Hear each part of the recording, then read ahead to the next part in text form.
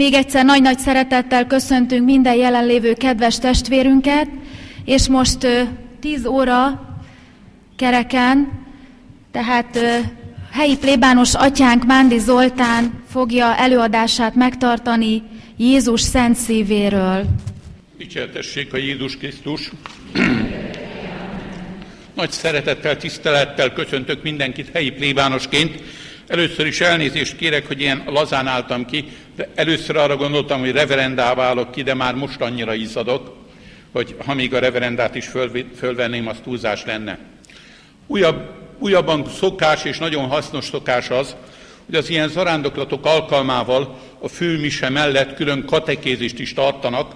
Egész egyszerűen, legyünk őszinték, a mi korosztályunk nagy része kevés hitoktatásban részesült. Hogyha én összeszámolom, úgy életem során egy olyan 1,5 évig jártam hittanra, abból is, az is hozzátartozik az őszintességhez, hogy 1 évet ifjúsági hittanra jártam, és tulajdonképpen egy kislány kedvéért, de aztán jött a hivatásom, és akkor viszont hittanórák tartásával bepótoltam az elmulasztottakat. A témánk Jézus szent szívének a tisztelete lenne, amely Alakok Szent Margithoz fűződik, akinek 1675-ben nyilatkoztatta ki a mi Urunk Jézus Krisztus az ő szent szívének titkait.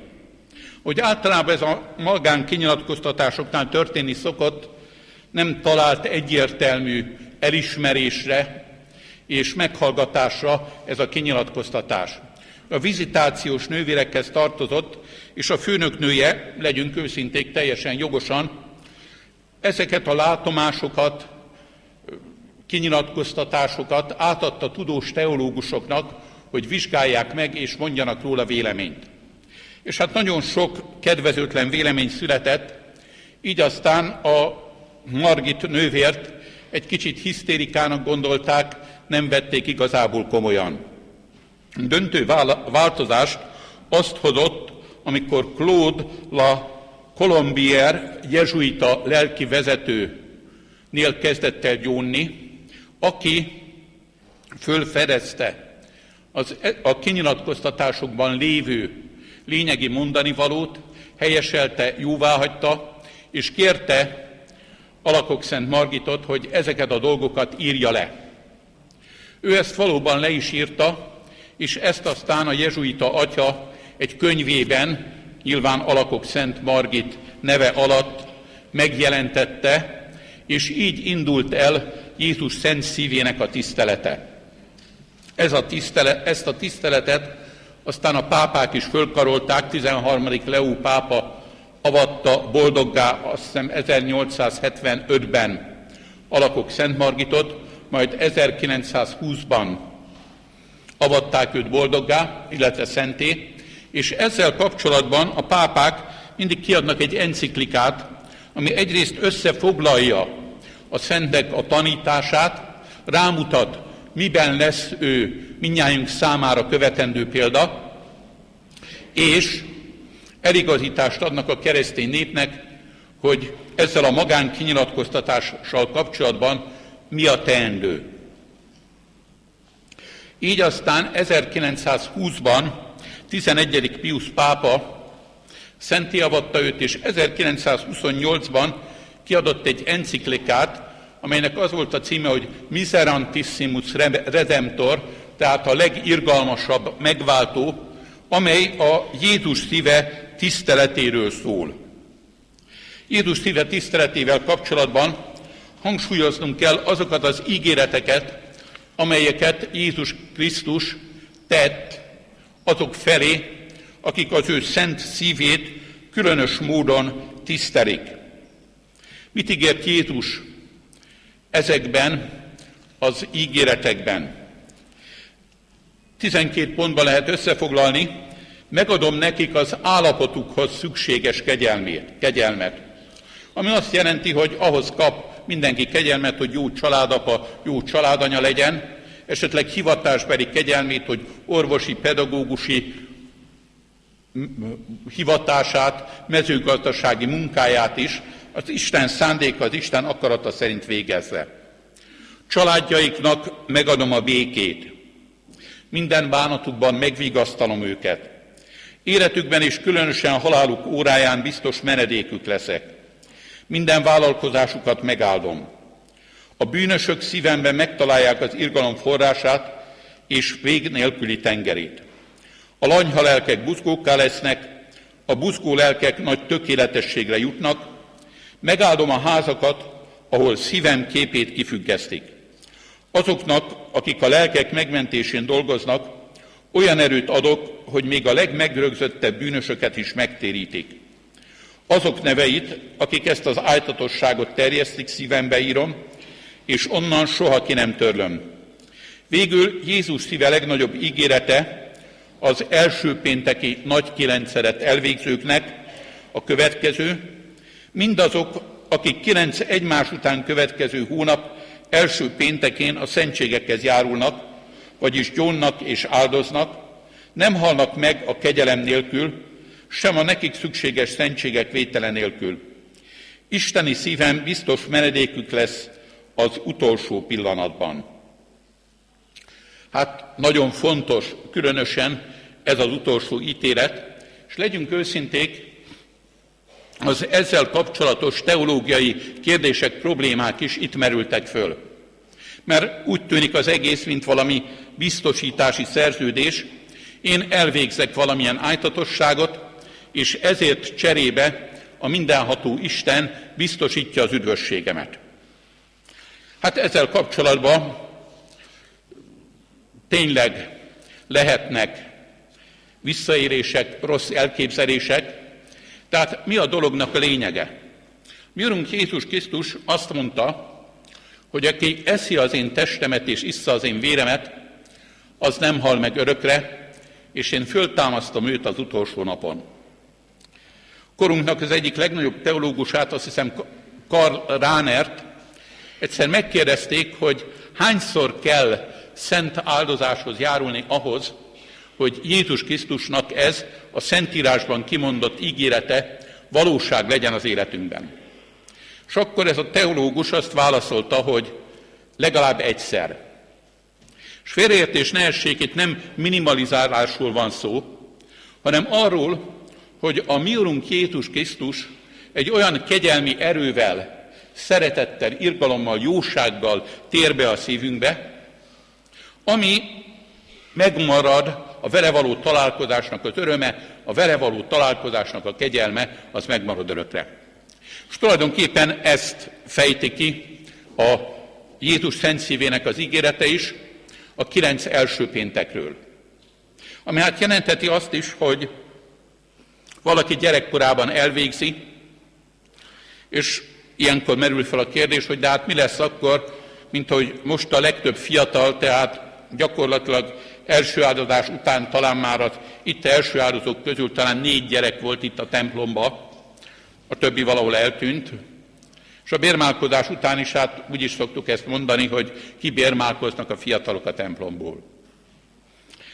A nagypénteki 9 az azt jelenti, hogy én egyszer tényleg szívem szeretetével a mi Urunk Jézus Krisztushoz fordulva, iránta való szeretetből elvégeztem ezt az áltatosságot. És lehet, hogy én erről már elfelejtkeztem, de Jézus Krisztus emlékszik rám. Arra, hogy én 1 hónapon, vagy 9 hónapon keresztül minden nehézséget legyőzve, iránta való szeretetből eljöttem a templomba, meggyóntam és megáldoztam. És az a szeretet, amelyhez én talán hűtlenné váltam, Jézus Krisztusnak a szívét Jézus Krisztus szívében még mindig megvan, ő mindig őrzi ezt a hűséget, és tulajdonképpen ez lesz majd az én üdvösségem. És talán nem csak én, hanem mások is tudnak példát felhozni arra, hogy ez a nagy kilenced hogy működik. Idősebb ismerősöm mesélte, hogy Folba János akkori tábori főesperessel beszélgetett egyszer, és ő mesélte, hogy ének idején, mint az egészségügyi szolgálat tagjai, mentek valahova lóháton. És akkor egyszer csak feltűnt az, hogy a ló időnként megtorpan, nagyokat ugrik, sötét volt, a ló azért a sötétben is látott, és nem tudták, hogy mi lehet, leszálltak a lóról, és akkor látták, hogy tulajdonképpen egy harcmezőre keveredtek, ahol nem régen fejeződött be a csata, mert még hallották a sebesültek nyögését, kiáltását, szenvedését, egyebeket, és így aztán rögtön nekiálltak, amennyire lehetett, ellátni őket egészségileg, ő nyilván, mint pap, betegek kenetével, talán még oltári szentség is volt nála. És mondta, hogy odaért egy beteg fiatalemberhez, és mondta neki, hogy én katolikus pap vagyok, és erre a szerencsétlen fiatalembernek, akinek talán az alttestét már teljesen elvitte a gránát, az arcán mégis az öröm mosolygása gyúlt, hogy tudtam, biztos voltam benne, mert én elvégeztem a nagy kilencszeret. És tényleg a pap feloldozta, betegek kenetével ellátta, áldoztatni már nem tudta, csak a szentség tartót adta a kezébe, és aztán ez a kis katona kiszenvedett ott. De az Úristen úgy rendelte, hogy a világnak egy pontján, egy tábori lelkésznek éppen akkor is ott legyen dolga, hogy ebben a szentségben részesülhessen. Másik ilyen alkalom, egy családi emlék. Édesanyám mesélte, hogy keresztapja egy huszárezredes volt, akire hát nem volt túlzottan jellemző a vallásos élet.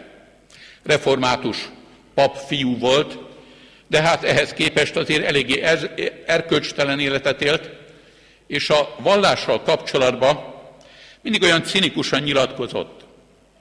De édesanyám, mint keresztapját, szerette őt, és ez bár nem tartozik bele az ígéretnek a körébe, ő mégis arra gondolt, hogy elvégzi érte, helyette ezt a bizonyos nagypénteki első pénteki kilencszeret. És annak aztán ez lett az eredménye, mondta édesanyám, hogy talán abban az évben, amikor ő ezt a kilencszeret elvégezte érte, történt az, hogy váratlanul megbetegedett tüdőgyulladásban, ami akkor penicillin hiányában még halálos betegségnek számított, és hát a halálán volt. És a szomszéd faluból valami miatt akkor átjött a pap, és hát mivel ott feküdt a nagybeteg, bár református volt, szóltak a katolikus papnak, hogy jöjjön már föl, imádkozzon érte. A pap megállt az ágya fölött, és akkor erre már a nagybácsi is összeszedte magát, kezét szépen összetette, látszott, hogy azért ájtatosan akarja fogadni az Úrnak a kegyelmét, és a pap, mint reformátusnak azért megadta a feloldozást, ha több szentségben nem is részesíthette őt, és mikor el se hagyta a házat, amikor a nagybátyján meghalt. Egész egyszerűen azért, mert ezek az ígéretek, ahogy a morálisban mondjuk, láté sententié, tehát széles körben értelmezhetők, mert Jézus Krisztus az ígéreteket nem skrupulosan megkötve adja, hanem az ő szívének szeretetéből, és aki ennek a szívnek a szeretetére hivatkozik, az egészen biztos, hogy részesül ennek a szívnek az ajándékaiban. Az is nyilvánvaló, hogy ha valaki már próbálkozott ennek a Szent Kilencednek az elvégzésével, akkor azt is megtapasztalja, hogy nem is olyan könnyű ezt elvégezni. Egész egyszerűen azért, mert a sátán az úgy mindig megpróbál beleköpni. Úgy érzi ennek a veszélyét, és megakadályozza, olyan helyzetet teremt, hogy az ember nem jut el, hiába szeretne, és újra megszakad a nagy kilenced. Gyerekkoromban nekem is talán 3-szor megszakadt, amíg végre el tudtam azt végezni. De nagyon örültem annak, hogy Egerben, amikor ott voltam lelkipásztor, különféle kollégiumoknak az igazgatónői, vezetői úgy törekedtek arra, hogy a gyerekekkel elvégeztessék ezt a nagy kilencszeret. Kollégista lányokat szépen, egyházi kollégiumokról van szó, elhozták a bazilikába, és aztán én is fölkészültem rá, hogy ilyenkor már legalább egy 3-4 órával a mise előtt ki kell ülni, gyóntatni, mert ők akarták, hogy a gyerekeik végezzék el ezt a kilencszeret. Emlékszem, egy ismerősömre, fiatal orvosnő volt, ő a munkatársait beszélte rá ezekre a kilencedekre, ami azt is jelentette, hogy hát ahogy a munkaidő letelt, volt olyan, hogy délután 2:30-kor, volt olyan, hogy este 9 órakor jöttek hozzám, hogy hát akkor ők jönnének gyónni, áldozni, mert szeretnék elvégezni ezt a kilencszeret. És ezt az első pénteki kilencszeret mindenkinek nagy szeretettel, örömmel ajánlom, mert mondhatnánk így, Jézus Krisztus ígérete alapján tényleg az üdvösségünket hordozza magába. Jézus szíve, titkát úgy is közelebb hozhatjuk a szívünkhöz, hogyha nézzük a Szent Szívnek az ábrázolását. Mit is jelent a szív? Egy könyvben olvastam, hogy tulajdonképpen az egy ős szimbólum, amely kifejezi az emberi személyiségnek a lényegét, érzésvilágunknak a teljességét, az emberi szeretetet. Talán érdekes adalékként elmondhatnám, hogy amikor az eucharisztia éve volt, akkor összegyűjtötték a világban történt eucharisztikus csodákat, amelyek azt jelentették, hogy ahol a mi Urunk Jézus Krisztus különleges kegyelmeként megmutatta azt, hogy ez valóban az ő teste és vére, tehát a szent vér formájában, a szent test pedig húsfoszlányokban jelent meg, ott ezek a húsfoszlányok mindig a szívizomnak egy-egy rostját jelentették, mert az eucharisztiában és valamiféleképpen Jézusnak a szent szíve, az ő lényegvalósága, az ő személyiségének a központja van jelen. Úgy látom, újabb búcsús csoport érkezett, fogadjuk őket szeretettel, addig legalább az én torkom is egy kicsit pihen. Tessenek jönni.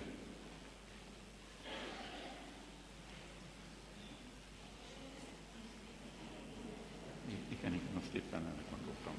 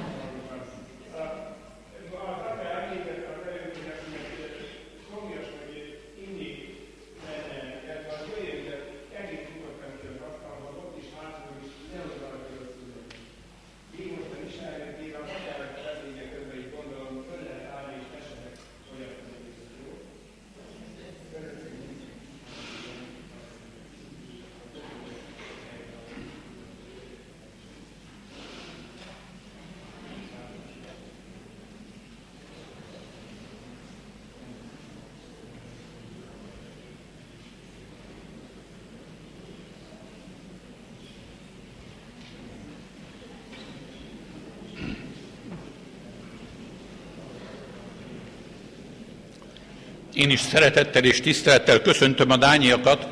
1975-ben voltam ott egyébként, tessenek helyet foglalni nyugodtan, csak közben még leülnek, addig kitöltésként mondom.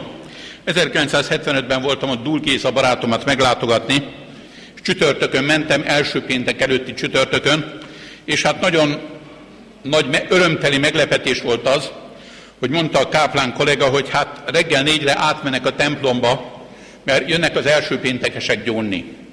És valóban azt hiszem 4-től 6 óráig volt gyóntattuk az első misén, aztán jött a következő mise 7 órakor, és végig gyóntak az emberek. Tehát örömmel láttam, hogy milyen nagy tisztelete van ott a mi Urunk Jézus Krisztusnak. A előadásomban a Szent Szív ábrázolásánál tartottuk, ahol elmondtam, hogy a szív egy ős szimbólum, ami az emberi létnek a leglényegét jelenti. Jézus Krisztus a szívét mutatja nekünk, Jézus Krisztus egészen nekünk ajándékozta magát, és a tanítványai Jézus Krisztusnak a szeretetét nagyon átélték. Gondoljunk csak bele, hogy Szent János apostol, amikor saját magát említi az evangéliumban, akkor mindig úgy beszél, hogy a tanítvány, akit Jézus szeretett. És hát ilyenkor arra gondolunk, hogy hát igen, őt Jézus Krisztus milyen nagyon szerethette. De ne felejtsük el, hogy Szent János ezt azért írta le, mert így érezte. És jó lenne, hogyha mi is mindnyájan el tudnánk mondani magunkról, mert átéreztük, mert megtapasztaltuk, hogy mi is azok a tanítványok vagyunk, akiket Jézus Krisztus nagyon szeretett. A Jézus szívében ott találunk a tetején egy ilyen előre törő lángot. A láng nyilván a szeretet lángja, ezzel kapcsolatban eszembe jut első prédikációm Jézus Szent szívéről. Még diákonusként mondtam, és kerestem valami szép romantikus hasonlatot, és akkor eszembe jutott Gorkijnak egy korai elbeszélése, amelyben egy történetet ír le, egy nép bűzös mocsárban él, és szeretne onnan kiszabadulni, de nem tud, mert nem látja az utat. És akkor Danilo, az ifjú hős, a történet elbeszélése szerint kitépi a szívét, és mintegy azzal világít az embereknek, hogy kivezesse őket ebből a mocsárból az életre. Jézus Krisztus is ezért jött el hozzánk, hogy utat mutasson nekünk, hiszen ő számunkra az út, az igazság és az élet, és a szíve szeretetének a lángolásával akar minket elvezetni az Istenhez, a béke, az öröm, a boldogság vonába. Jézus szíve ábrázolásában, mint egy a szívnek a tetején ott van a kereszt is, ami talán felfogható egy összeadás jelként is, hiszen Jézus Krisztus valóságos Isten, valóságos ember, a személyében összeköti az eget és a földet, és ugyanakkor a kereszt számunkra az áldozat jele. Hiszen Jézus Krisztus mondja, senkinek sincs nagyobb szeretete annál, mintha valaki az életét adja a barátaiért. Kereszt minket arra a szeretetre figyelmeztet, amellyel Jézus Krisztus értünk föláldozta magát, áldozatul adta önmagát, vállalva értünk a legnagyobb szenvedéseket is. Jézus szívén ott van a töviskoszorú, ami azt jelenti, hogy az emberek nem fogadják el, visszautasítják ezt a szeretetet. Töviskoszorú jelzi mindazt az emberi bűnt, közömbösséget, amivel nem válaszolnak erre a hozzánk jövő szeretetre. És ott van Jézus szent szívén a seb. Egyrészt azért, mert tudjuk azt, hogy Jézus megnyílt szíve számunkra a kegyelemnek a forrása. Amikor arról olvasunk az írásban, hogy Jézus szívéből vér és víz folyt ki. Az egyházatják arról beszélnek, hogy ez tulajdonképpen a szentségeknek a jelképe, amely által az Isten megtisztít és megszentel bennünket. De Jézus szívén azért is ott van a seb, hogy az legyen a mi menedékünk, hogy bebújhassunk oda, amikor úgy érezzük, hogy nagyon magányosak vagyunk, amikor úgy érezzük, hogy nagyon nagy ellenkezés, ellenséges hangulat, gyűlölet vesz körül, akkor Jézus szíve így lehet a mi menedékünk.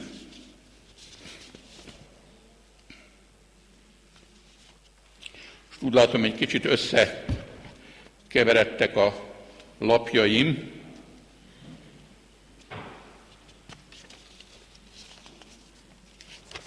De majd csak valahogy kitalálok belőlük. A Jézus szíve tiszteletével kapcsolatban, amiről a pápai enciklikák beszélnek, tehát 13. Leónak, 11. Piusnak az enciklikája, azt mondják, hogy a Jézus szíve tiszteletnek két fontos momentuma van, a felajánlás és az engesztelés. Ez a felajánlás elsősorban nem azt jelenti, hogy elmondunk egy szép engesztelő imádságot, és ezzel felajánlottuk magunkat, hanem ez a felajánlás egy picit a léleknek a hozzáállása. Szent Atya, amikor erről a felajánlásról beszél, akkor a konszekráció szót használja. Ez a konszekráció mit is úgy fordíthatnánk le, hogy felszentelés. Mit jelent a felszentelés? Egy dolgot, egy helyet, egy személyt elkülönítek a világtól, a profán mindennapi használattól, és egészen az Istennek adom, egészen az Istennek szentelem. És az önmagunk fölajánlása is ilyen konszekráció. A világban élünk, de nem a világnak akarunk élni. Egy kicsit elszakítjuk magunkat a világtól, hogy egészen az isteni lehessünk, egészen az Istennek adhassuk magunkat.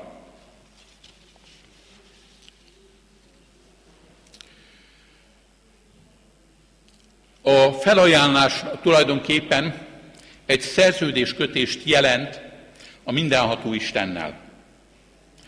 Amit talán úgy fogalmazhatnánk meg a mindennapokban, hogy ettől kezdve az én ügyem az ő ügye lesz, az ő ügye viszont az enyém. Ami azt is jelenti, hogy ha én felajánlottam magamat Jézus szent szívének, akkor legyek benne biztos, hogy jó helyre tettem le az életemet. Hogy ő majd gondoskodik rólam. Nem feltétlenül úgy, ahogy én elképzelem, ahogy én elgondolom, hanem az ő szent szívének az akarata, a szándéka szerint, ami mindenképpen a legjobb lesz a számomra, és a megszentelésemet szolgálja. Még akkor is, hogyha ez nem azt jelenti, hogy akkor megmenekülök a földi bajoktól, nehézségektől, szenvedésektől, keresztektől, hanem azt jelenti, hogy észreveszem ezekben a földi bajokban, szenvedésekben, keresztekben az Isten akaratát, Jézus Krisztusnak a meghívását, aki azt mondta, hogy aki engem akar követni, vegye föl keresztjét minden nap, és úgy kövessen engem. Fontos, hogy a felajánlásunk Jézus szent szívének az teljes legyen. Tehát, hogyha én felajánlottam magamat, akkor nem lehetnek olyan dolgok, amiket még meg akarok tartani magamnak. Akár, hogy én valami karrierre vágyom, egészségre vágyom, gazdagságra vágyom, jólétre vágyom. Mindent oda kell bízni, mindent oda kell neki adni. Ezt nevezik tulajdonképpen egyfajta megtérésnek, teljességnek. Mert hogy a lelkiírók írják, A Jézus szent szívének való felajánlásunkban több lépcső van. Hogy a keresztény életünkben is van, aki gyermekkorától, mondhatnánk így, az anyatejjel együtt szívja magába a keresztény életet, Istennek és Jézus Krisztusnak az imádását, szeretetét. Van, aki felnőtt korban tér meg, de saját magunk életéből is tudjuk azt, hogy még azok is, akiknek megadatott az, hogy gyerekkorától kezdve ismeri, szereti, szolgálja a mi Urunk Jézus Krisztust, az élete folyamán újra és újra egy kicsit közelebb kerülhet hozzá. Újra és újra egy kicsit jobban megismerheti, és ezáltal jobban szeretheti őt. És a lelkiatyák azt mondják, hogy az első megtérés azt jelenti, hogy elhagyom a bűnöket, istenfélő módon próbálok élni. A második megtérés jelenti azt, amit Szent János az első levelében úgy ír, hogy mi megismertük a szeretetet, és hittünk benne. Ami azt jelenti, hogy én egészen rábízom magamat az Isten szeretetére, minden dolgomat neki adom, neki ajánlom. Fontos, hogy ez a fölajánlás alapvetően egy szövetségkötés az Istennel. Emlékszünk rá, mi volt az Ószövetség lényege? Tartsátok meg az Úrnak a parancsait, és akkor ti az én népem lesztek, és én gondoskodok rólatok. Az Új Szövetségben ez a szövetség, ez azt jelenti, hogy szeressük Istent teljes szívből, teljes lélekből, minden erőből, és akkor majd ő is úgy szeret bennünket. Ez a fölajánlás jelent a mi Urunk Jézus Krisztussal kapcsolatban egyfajta jegyesi szeretetet. És tudom, talán Kerényi Lajos atya mondta egyszer fiataloknak, hogy ő meg szokta tőlük kérdezni, amikor jönnek házasságra készülve, hogy mikortól kezdve vagytok ti jegyesek. És nem jó az a válasz, hogy amikor megkérte a kezemet, nem jó az a válasz, hogy amikor gyűrűt váltottunk, mert igazából akkortól kezdve vagytok jegyesek, amikor az életeteket már csak a másiknak a dimenziójában tudjátok látni, tudjátok elképzelni.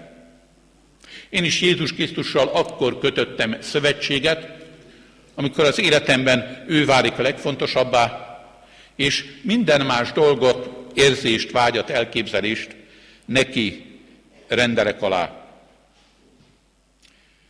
Jézus Krisztusnak ajánljuk magunkat, Páter Mócsi Imre atya, akinek a könyvére nagyon támaszkodtam, amikor ezt az előadást előkészítettem. Ő említi a könyvébe egy gyereknek a példáját, hogy szíve jámborságában mondta, hogy Jézuska, neked adom a szívemet, de ne törd össze. És valahogy itt van bennünk is ez a vágy, hogy igen, Jézus, én nagyon szeretlek téged, de azért ennek a szeretetnek talán vannak elvárásai, talán vannak határai is. A mi felajánlásunk azért jelentse azt, hogy törd össze nyugodtan. Mert mit szoktunk imádkozni? Szeréd és alázatos szívű Jézus, alakíts szívünket a te szíved szerint. És Jézus szent szívéről azért tudjuk, hogy az a gyalázatokkal tetézett szív, az a láncsával átdöfött szív, és amikor mi azt kérjük, hogy alakítsa a szívünket ez szerint, akkor tulajdonképpen ezt is akarjuk, ezt is szeretnénk vállalni. Jézus szíve tiszteletnek a másik sajátos formája az engesztelés. Ami azt jelenti, hogy mit is jelent, azt nagyon nehezen tudjuk megfogalmazni. Talán össze lehet gyűjteni azokat a szavakat, amelyeket a liturgia, a pápai dokumentumok, Alakok Szent Margit írásai használnak ezzel a szóval kapcsolatban. Mert Jézus Krisztusnak az ő megváltói szeretete az emberek által elhanyagolt, semmibe vett, visszautasított, megvetett szeretet. És az írásokban azt olvassuk ezzel kapcsolatban, hogy mit tehetünk mi ezért, ennek mint egy jóvátételeként, ennek ellensúlyozásaként, és itt szerepelnek ezek a szavak, hogy vigasztalás, megkérlelés, siratás, sajnálkozás, fájlalás, enyhítés, kiengesztelés, elégtétel, jóvátétel, helyrehozás, kárpótlás. Tehát ez az engesztelés ezt mind jelenti, aminek nyilván van egy érzelmi oldala. Aki már átélte az emberi szenvedésnek a mélységét, akár fizikai fájdalomban, akár lelki szomorúságban, akár egy hozzátartozójának a halálával kapcsolatban, azt tudja, hogy ilyenkor amit tehetek, hogy a másikkal olyan mértékben, ahogy ez neki jó, éreztetem azt, hogy én veled vagyok, én együtt érzek veled, én szeretlek téged. És mindnyájan érezzük, amikor sokan imádkoznak értünk, hogy minthogyha a föld fölött tartanának, minthogyha egy kicsit fölemelnének az isteni régióba az imádságukkal. És valamiféleképpen nekünk is így kell odaállni a szenvedő Úr Jézus Krisztus mellé. Gondoljuk el, hogy a mi Urunk Jézus Krisztus, amikor a szenvedésére készült, az Olajfák hegyén külön kérte 3 tanítványát, Pétert, Jakabot és Jánost, ezekkel a szavakkal: gyertek kicsit arrébb, és imádkozzatok velem együtt. És akkor Jézus leborul, 3-szor kéri az atyát, hogy atyám, ha lehetséges, vedd el tőlem ezt a kelyhet, de ne az én akaratom legyen meg, hanem a tiéd. És annyira átérzi a ráváró szenvedésnek a fájdalmát, egyes lelkiírók szerint látja mindazt a szenvedést, emberi bűnt, rosszaságot, ami a világban volt, van és lesz, hogy ez az ő igazi szenvedésének az oka, és ehhez kéri a tanítványoktól a szolidaritást, az együttimádkozást, a szerető jelenlétet. És a tanítványok, gyarlók elalszanak, megláthatjuk benne a saját gyarlóságunkat, saját elalvásainkat, saját mulasztásainkat is, de ugyanakkor megvan rá a lehetőségünk, hogy itt és most kifejezzük Jézus iránti szeretetünket, hűségünket, ragaszkodásunkat, mintha egy cseppet öntenénk abba a bizonyos kehelybe, amit az angyal hoz Jézusnak a vigasztalás kelyheként, hogy megerősítse őt. Engesztelésünknek ez a része lehet talán a mi Urunk Jézus Krisztusnak a megvigasztalása.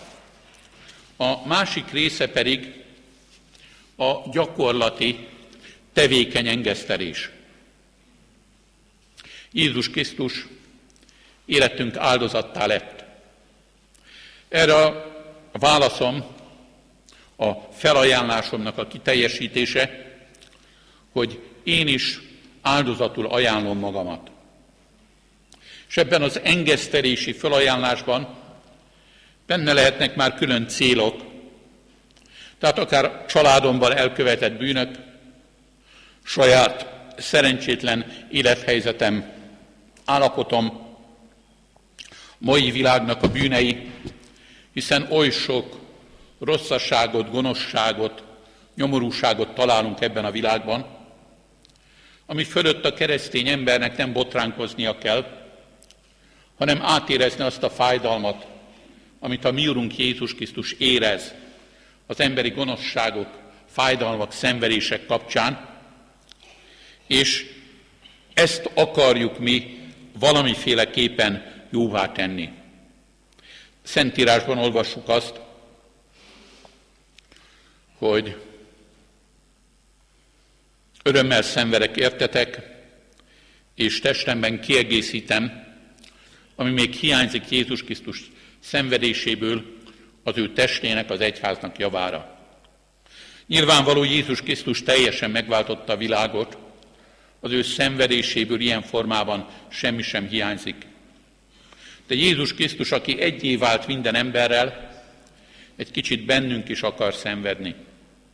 Bennünk is akarja a keresztjét hordozni, bennünk is akarja a fájdalmakat és a betegségeket viselni. És ez az, amit én hozzátehetek az ő szenvedéséhez. Hogy Szent Pál apostol mondja, hogy Jézus Krisztussal én keresztre vagyok feszítve a világnak. Fontos,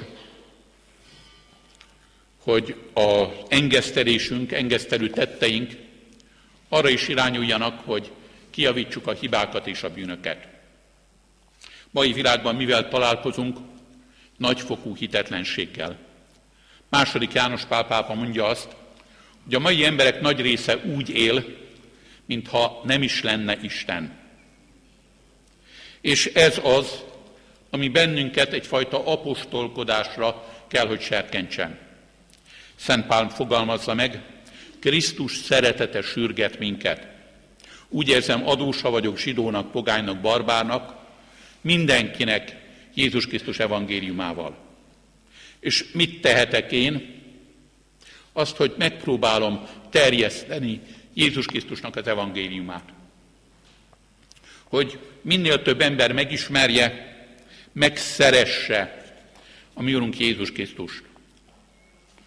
Apostolkodással kapcsolatban, és hát itt mondom, mert mi is azért elkötelezettebb emberek vagyunk, és saját magam természetéből is tudom, hogy nagyon sokszor előfordulhat az, hogy ez az apostolkodás egyfajta akcióvágyból, tevékenységi kényszerből, esetleg egyfajta dirigálási vágyból adódik, és az igazi apostolkodás az mindig Jézus Krisztus iránti szeretetből fakad. És ne felejtsük el, hogy Jézus Krisztus külön ígéretet adott azoknak, akik az ő szent szívéért apostolkodnak, hogy mindig megtalálják azokat a gondolatokat, mondatokat, gesztusokat, amelyek által a legkeményebb szíveket is meg tudják indítani, és meg tudják téríteni.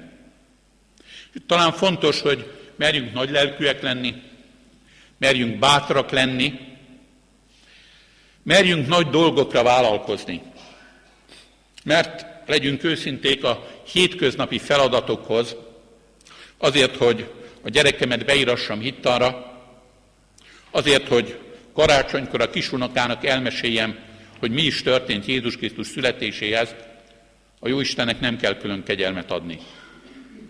De hogy teszem azt egy italos, vallástalan, káromkodó családtagért, én most engeszteljek, vezekeljek, imádkozzak, na itt kell az a külön megígért kegyelem, aminek a segítségével még őt is meg tudom téríteni. Ha ezt felvállalom, és próbát teszek erre. Jézus Krisztus iránti munkálkodás azért jelenti a mindennapi munkának a becsületes, rendes végzését is. Szentírásból olvassuk, akár esztek, akár isztok, vagy bármi más tesztek, tegyetek mindent Isten dicsőségére, így adjatok hálát az Istennek. Amit talán Nagy Szent Teréz úgy fogalmazott meg a hétköznapi nyelvén a szerzeteseinek, hogy leányaim, a fakanalak között is jelen van az Isten.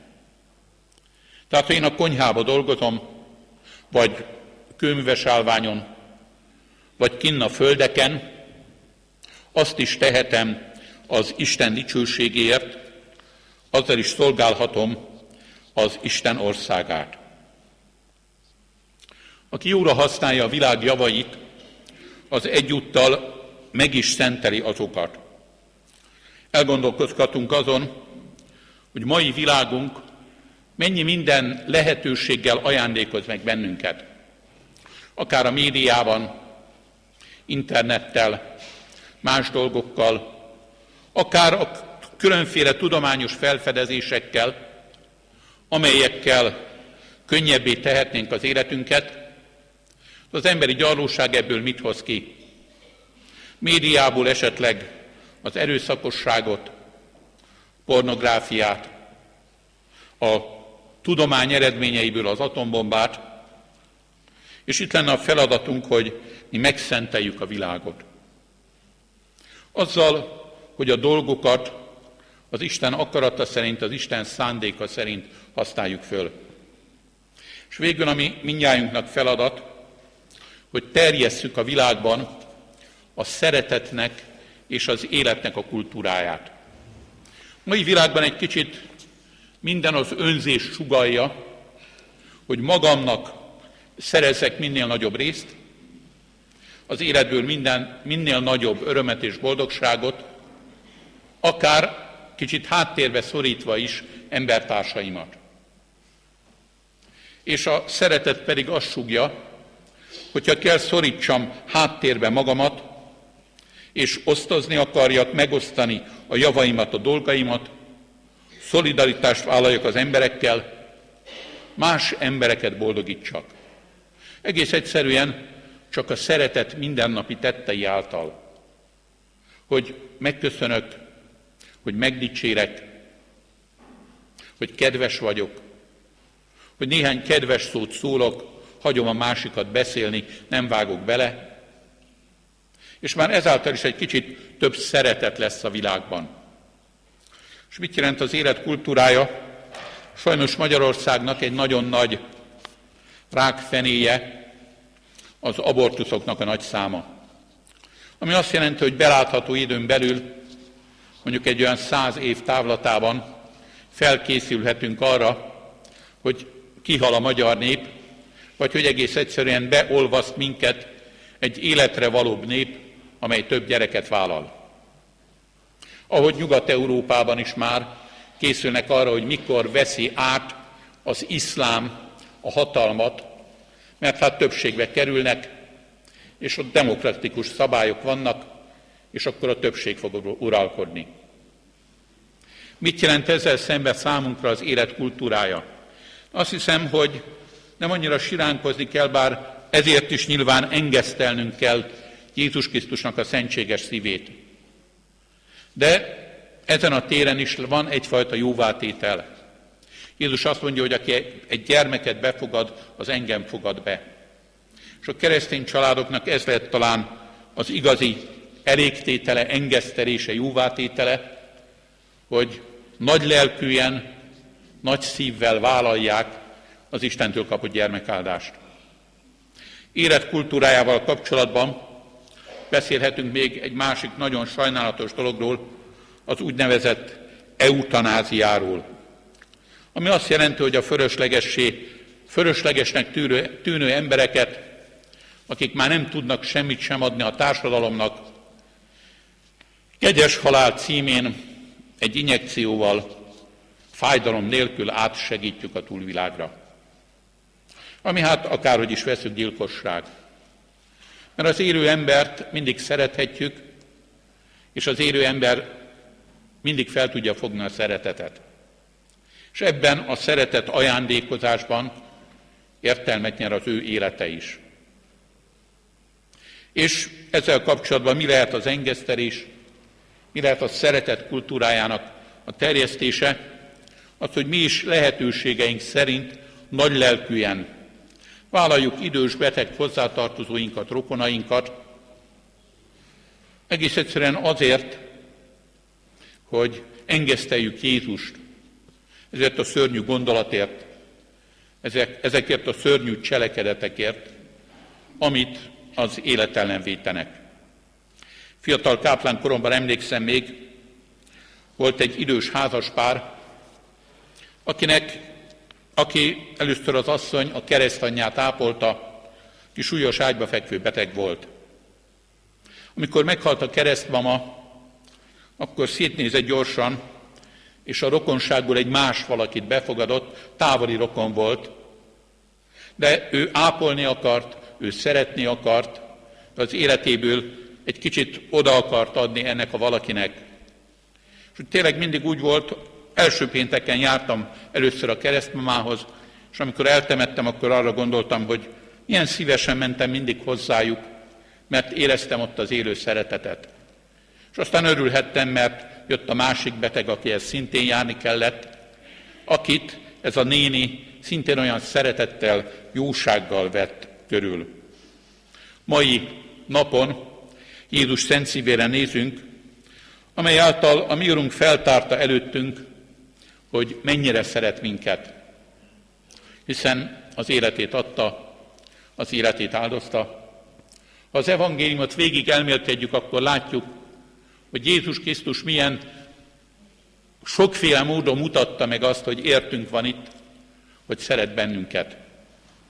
Jézus Krisztus szeretetének, mint egy szimbóluma, az ő szent szívének a kinyilatkoztatása.